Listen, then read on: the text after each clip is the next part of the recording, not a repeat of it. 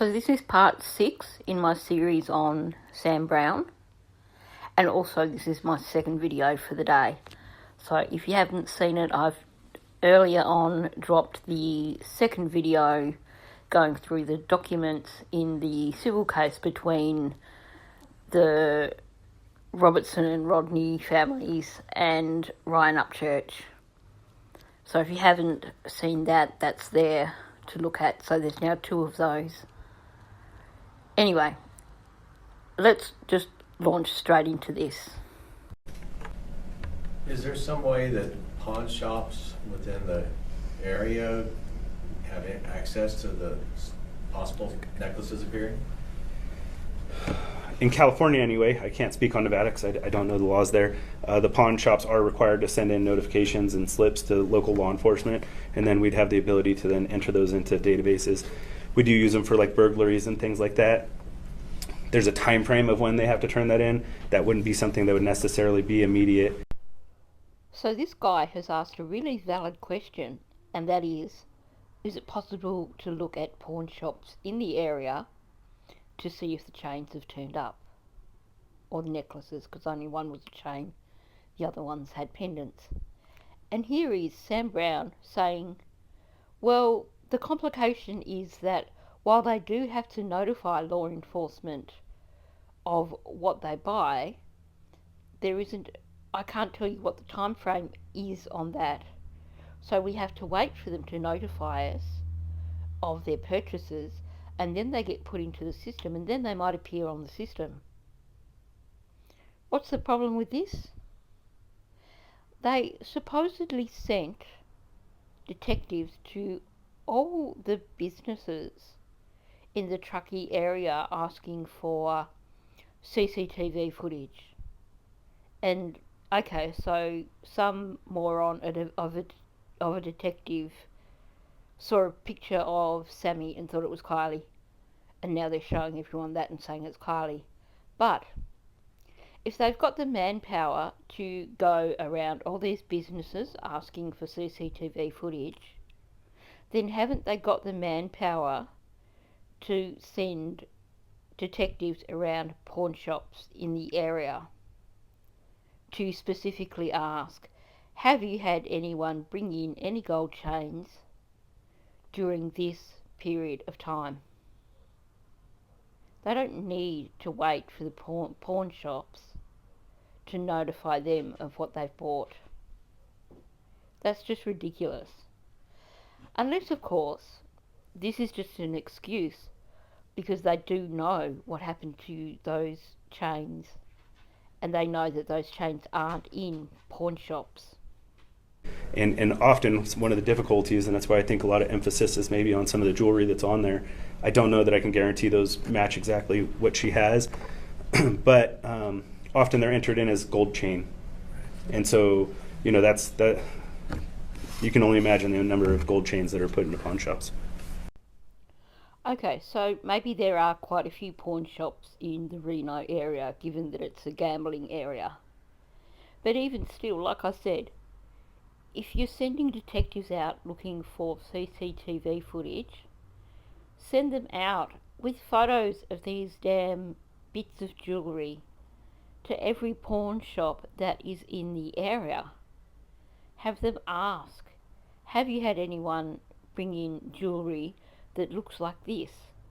Have them leave photos with the pawn shops, so that rather than relying on a written description of gold chain, then they're actually asking the pawn shops to help them out and say, does this chain that I've just bought look the same?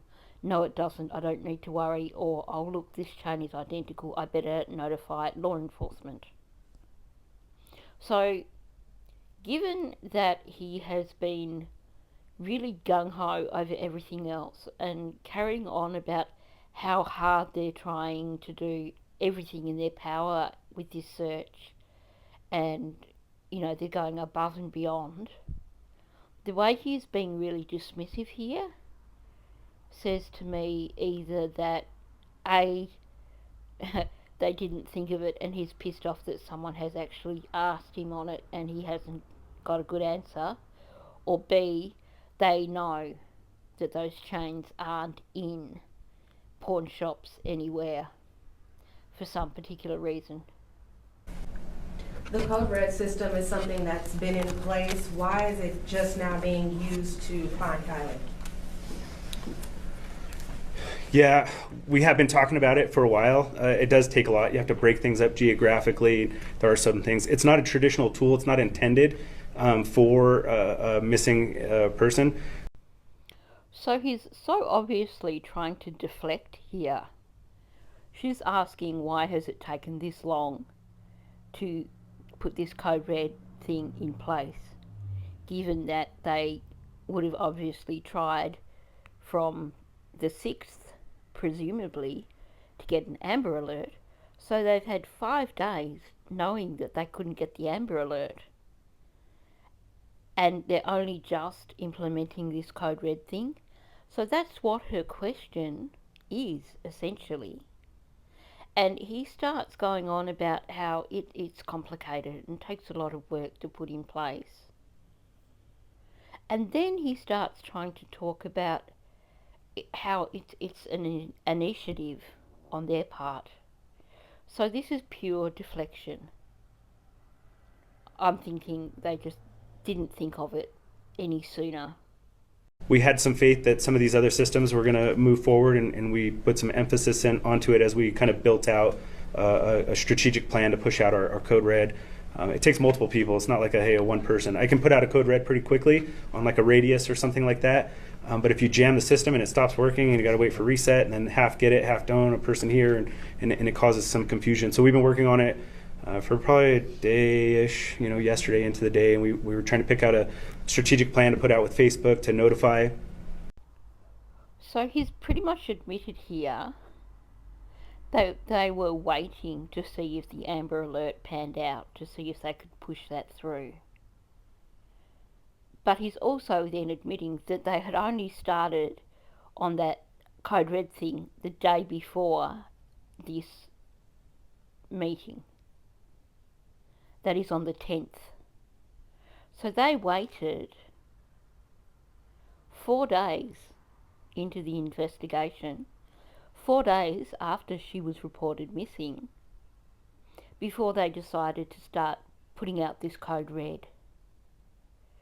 So what we're seeing from this video and from the one before this is that while he's talking about all these searches that have come out, all these agencies that have come out, at the same time, they were actually pretty slow off the mark in terms of things like pushing out digital notifications. And they were pretty slack about keeping things running, like the signage on the side of the highway. He's being defensive, clearly,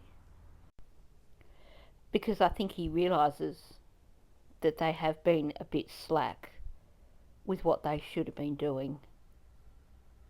But at the end of the day, to me this sounds like he is just giving excuse after excuse, because they were slow getting the code red stuff out there. And really, we're kind of hoping for a resurgence of bodies, right? Volunteers are getting tired of being in the field and searching. They're coming out because they care. I did search and rescue for a long time, and the love and energy that comes out selflessly to do those things, it can get exhausting when people aren't seeing that there's a goal or a direction, and we're all feeling that. So this is supposed to still be the question of why has it taken so long to get the code red thing out? And now he's deflecting even further. He's moved away from even talking about the code red and talking about waiting for an influx of more volunteers to help with the search, and talking about people being tired. How does that connect with the code red whatsoever? I've noticed that when he gets defensive about things, he just speaks shit, basically. He just starts throwing out whatever information comes to his mind, and it's not necessarily supporting his cause. So we kind of try to pick our planning of our timing to be effective, and also some of the things that it takes logistically, and I'm sure Everbridge is relatively the same. We're trying to work in conjunction and make sure our message is clear and concise and matches and things like that. Still deflecting. It's like, oh, well, we've got to make sure that the message we put out is clear and concise, and, it takes time to do that. And we've got to get all that right. We've got to spend all this time to get it absolutely perfect. Like, bullshit. What you've got to do is get that message out as quickly as possible. How hard can it be? Missing 16-year-old teenage girl. Vehicle, silver Honda CRV. Registration. Description of Kiely. Bam, get that out. Doesn't have to be long-winded. In fact, just putting basic facts like that would be the best approach. So this bullcrap about we've got to make sure that it's written correctly before we push it out is just that. It's utter bullcrap. All it is sheer deflection. Clearly, it didn't occur to them until the day before this meeting that maybe they could just try Code Red and Everbridge, and now he's scrabbling around because people are asking him why it took them so long to get that out there.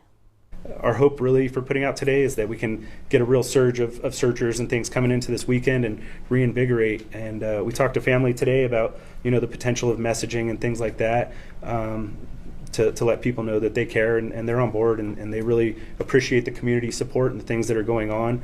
But we're trying to be strategic about things, but try not to abuse or lose things and stuff like that. So I'll leave it at that. It wasn't necessarily perfect, and maybe it could have used earlier, and we acknowledge that. More hollow words, again, because he's backed into a corner, but then he does actually acknowledge that they should have got all that out much earlier. So that's pretty good considering what he's like. And I actually had missed that because of all the talk around it. And I think that's a classic strategy, isn't it? Someone asks, well, why didn't you do this sooner? So you throw a million excuses out there, and then a very quick one-liner, yeah, we probably should have done that sooner, hoping that people will latch on to all the excuses instead of the admittance that, yeah, you should have actually done that sooner. We didn't really know it was going to be what it is either, and so this has grown into something that wasn't really anticipated in day 1 or 2.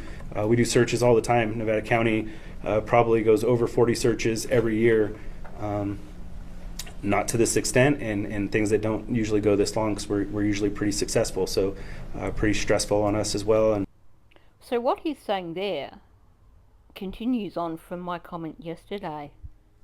They have some of the top search teams in the entire country. They have some of the best technology in the company in the country. And here he is saying that we didn't put these things in place because we are so used to our searches only lasting a really short amount of time because we always succeed. He's talking about them doing 40-something searches a year and saying how they're normally way more successful than this and that their searches don't drag on. Now, this is really important because after Kiely is found, we have the narrative coming out that, well, Adventures with Purpose are way more experienced because they do this kind of thing all the time.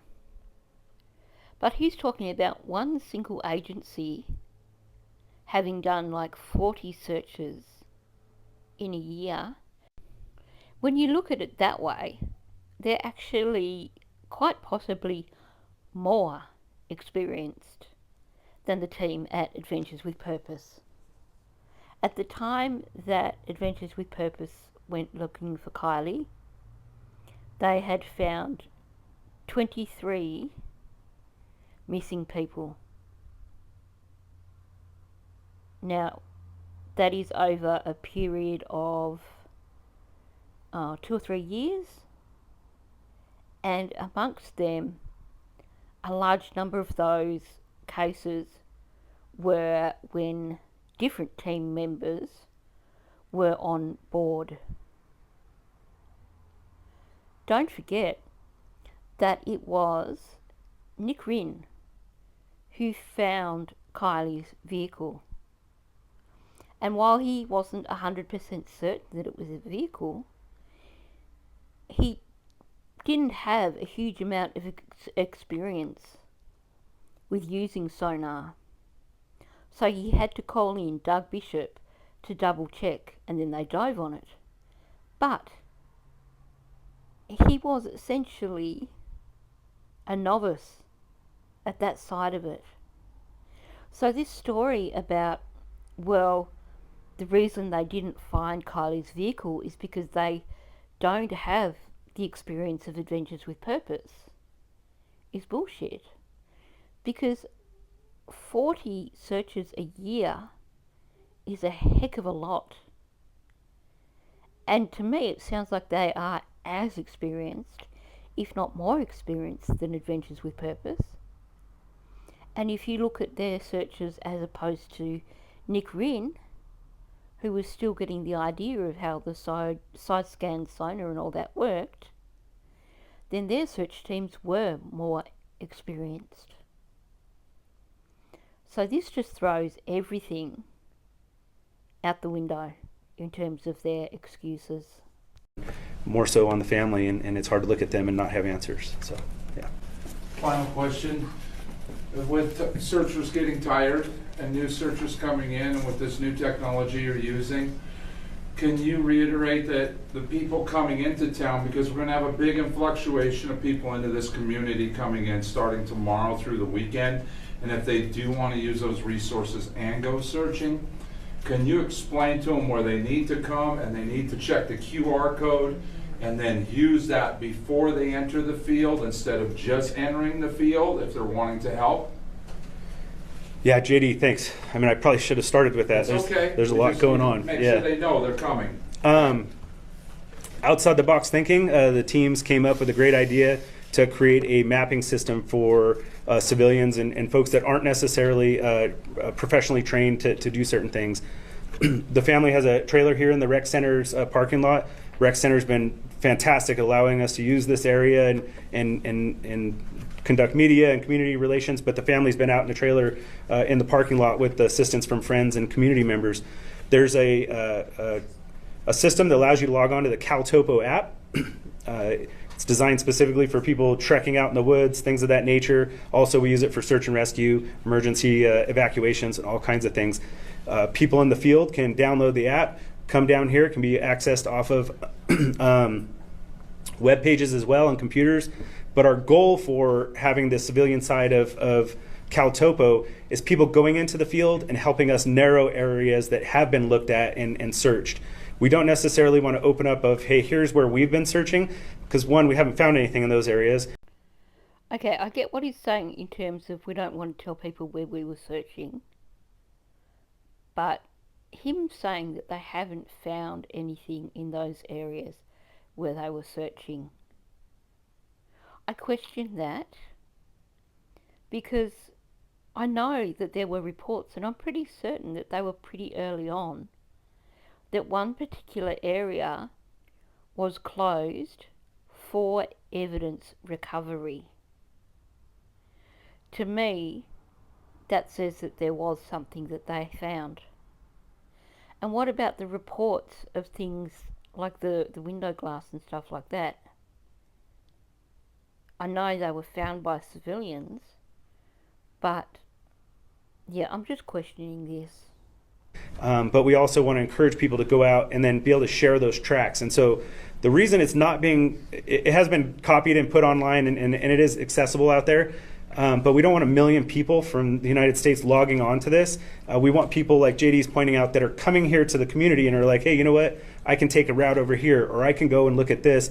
We don't necessarily want people to turn on tracks and just log tracks while they're driving around town and going to concerts or doing things that are still going on in life. We want people who are logging their tracks because they're actively looking and they're staring off on the side of the highway, or they're walking around Stampede Lake or anywhere that they might be in the area, actively looking, not just logging on because they want to see what everybody else is doing. In the event too many people log on for unnecessary reasons, it could overload that server, and we may have to shut that map off, start a new map with a new code. So we're really encouraging people that want to truly participate to be able to use it, but not just anybody throughout the world, because at this point the QR code is out there. We didn't post it for a reason, and it's specifically for that, but it is a great tool. This hasn't really been done to my knowledge before, so we're really relying on the community to try to utilize this system appropriately to help out. That'll allow us to overlay on our current tracks and things we have. We're not sharing our tracks because it's a secret. We also don't want to condense people to come to where we're at, because that's where we are searching. But we also don't want to dissuade anybody that feels like they can go somewhere, because we're not perfect. And what if we did miss something and somebody else could have seen it? So we're not sharing it intentionally for a lot of various reasons, but it's not because it's a secret and it's hidden. We will share those maps and show things for people, but we don't want to influence a lot of things for various reasons. The overarching thing that I was hearing there was, we don't want to be transparent. And maybe I am misinterpreting, but he is going on about he doesn't want people who aren't from the area logging on to look at Cal Topo because it might crash, and he doesn't want to give out information on where they're searching, but that's not because they're trying to keep secrets. And I can appreciate that perhaps if there were too many people logging on to Cal Topo who didn't need to, that it could slow it down and maybe it could crash. But he has a way of saying a heck of a lot to say very little. He yabbered on there so much, but I think the crux of what he was saying is, don't look too closely at us. We don't want you to see what we are or aren't doing. We aren't interested in transparency. We might tell you what we're doing later on, but don't ask. Don't log on unless you're actually searching. And no, you're not going to find out where we were searching. We're not going to let you know that. Maybe someone else interprets that a different way, but that's the way it sounded to me. Now, the next portion is the deleted community meeting. So this is probably a good spot to stop the video yet again, and we'll continue on tomorrow looking at what he said at the deleted community meeting. So thanks for listening. If you're not a subscriber, please hit the subscribe button, hit the like, and please leave a comment below.